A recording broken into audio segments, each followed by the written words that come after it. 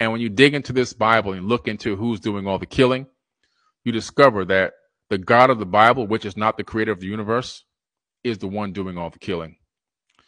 Unfortunately, that's the case.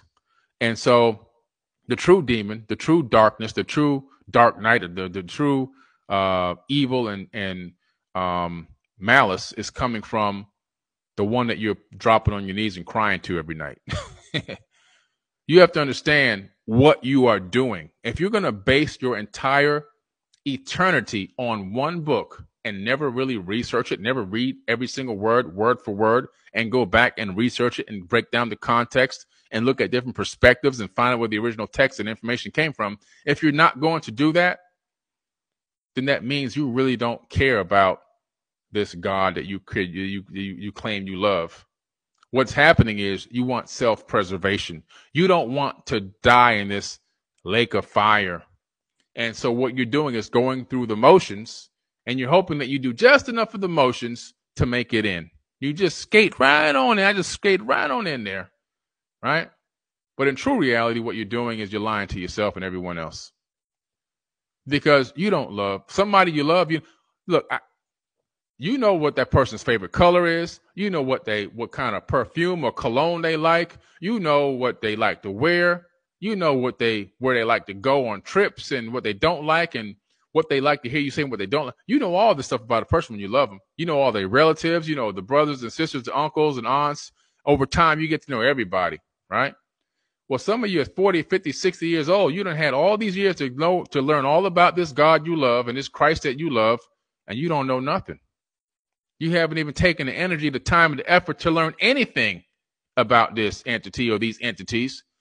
You just have been listening to somebody stand behind the pulpit screaming and sweating for a couple of hours. You throw your little change in the drawer. You read a couple of lines that they tell you to read, and you read the same ones over and over and over again.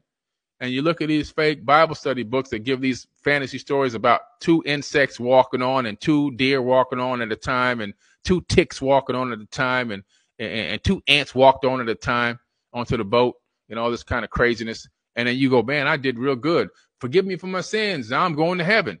What that does is it allows you to take all your personal responsibility and push it out on something else that doesn't even exist. It allows you to divert your responsibility and don't have to answer for your own actions. That's the biggest problem with these religions. So what you do is you do all this crazy stuff, and then you say, hey, you know what? I can do this.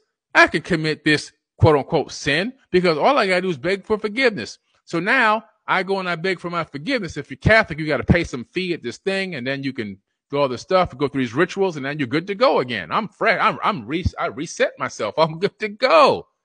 And then when you do something bad, you go, you know what? Satan made me do it. He whispered in my ear and he made me do this. This is the power of the devil.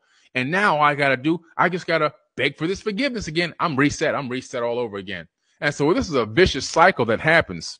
And so what you find yourself into this vicious cycle is this whole thing about putting off accepting your own responsibility for your actions on some other outside deity source, never working on your inner self, and blaming the reason why you did it in the first place on some other entity.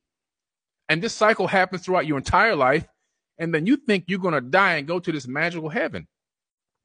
You've been fooled, man. You've been absolutely tricked. By Compendium of the Emerald Tablets by Billy Carson.